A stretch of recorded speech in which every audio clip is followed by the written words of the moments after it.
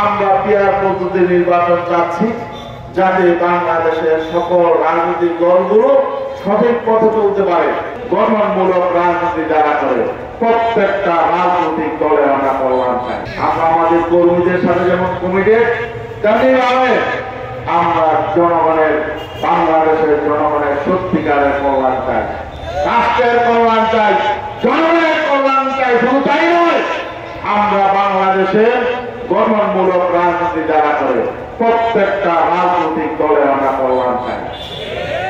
অনেকে মনে করছে তাদেরকে ক্ষমতায় যাওয়ার জন্য অন্তরায় তৈরি করতে আমরা পিয়ার পদ্ধতি নির্বাচন চাচ্ছি না। আমরা পিয়ার পদ্ধতি নির্বাচন চাচ্ছি, যাতে বাংলাদেশের সকল রাজনৈতিক দলগুলো সঠিক পথে চলতে পারে, গঠনমূলক রাজনীতি করতে পারে।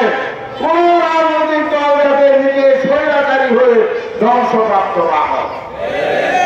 আওয়ামী লীগ যে ধ্বংসের পথে গেছে, আমরা দুটির মধ্য দিয়ে বাংলাদেশে যারা গঠনমূলক রাজনীতি করবে, জনগণের জন্য রাজনীতি করবে, দেশের কল্যাণে রাজনীতি করবে, প্রত্যেকটা রাজনৈতিক সংগঠন উপকৃত হবে, তারা টিকে থাকবে।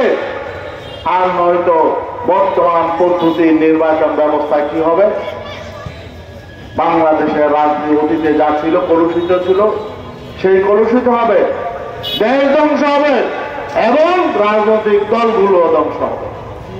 আর রাজনৈতিক দলগুলো যখন ধ্বংস হয়ে যায়, তারা যখন সঠিকভাবে রাজনৈতিক চরিত্র নিয়ে কাজ করতে পারে না, তখন নানা শক্তি দেশের ক্ষমতা নিয়ন্ত্রণ করে, বিদেশি শক্তি বাংলাদেশকে নিয়ন্ত্রণ করে, বিভিন্নভাবে অগণতান্ত্রিক শক্তি বিভিন্নভাবে এখানে ক্ষমতাকে চর্চা করে।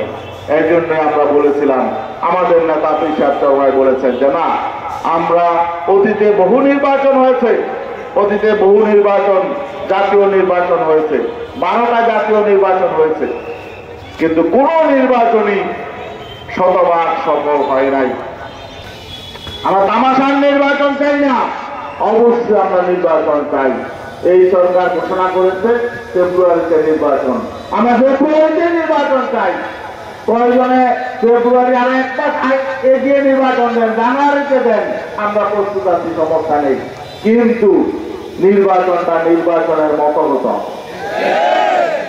নির্বাচনের প্রহসন হবে, গুন্ডামি হবে, ভোট দেখাতে হবে, কারো টাকার প্রভাব হবে, এমন নির্বাচন হতে দেওয়া যাবে না।